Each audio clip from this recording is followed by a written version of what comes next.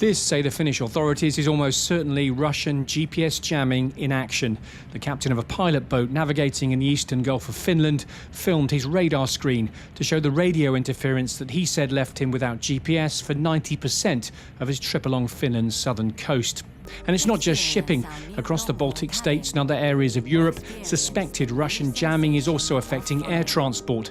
Finnair has been forced to ground multiple flights, and Britain's former Defence Secretary Grant Shapps experienced it firsthand when his RAF plane was jammed as it flew back from Poland. According to the website GPS Jam, nearly 50,000 aircraft have reported problems over the Baltic Sea in the past year, most of them near the border with Russia. This is where that interference is believed to be coming from, the Russian enclave of Kaliningrad, a small Russian province sandwiched between Lithuania and Poland on the Baltic Sea. The jamming is just one part of what's seen as Russia's hybrid war against Nato, operating in the so-called grey zone below full military confrontation. Among the other victims of this is Denmark. This was the country's prime minister at the recent NATO conference in Washington. I think they are attacking us every day now. Not only with on critical infrastructure, hybrid attacks, cyber attacks, disinformation, but also on migration. We have seen it in Belarus, into Lithuania. We have seen it on the Finnish border, that they are using migrants to destabilize into European countries. Across Europe, there's been a rise in hybrid attacks since the start of the war in Ukraine, with the finger of blame firmly pointed towards Moscow.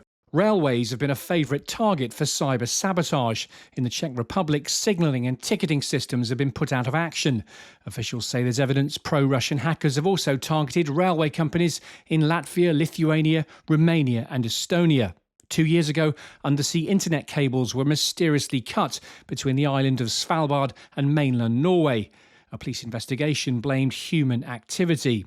Last year, the Baltic Connector pipeline between Finland and Estonia was damaged, along with 2 subsea cables, when a Chinese ship dragged its anchor across them.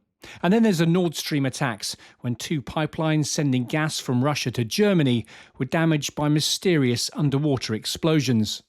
The Russians are also suspected of involvement in spoofing passenger planes, sending bogus GPS signals so the pilots see incorrect data. Airlines and air transport bodies say it poses a risk to flight safety, but stress the aircraft can switch to other non-GPS backup systems if they suspect they're being jammed. The EU Commission says Europe must learn from Ukraine and build resilience to Russia to stop Moscow from escalating its grey zone attacks and crossing the threshold from hybrid threat to conventional war. Simon Newton, Forces News. Thanks for watching. For more from Forces News, like and subscribe to our channel.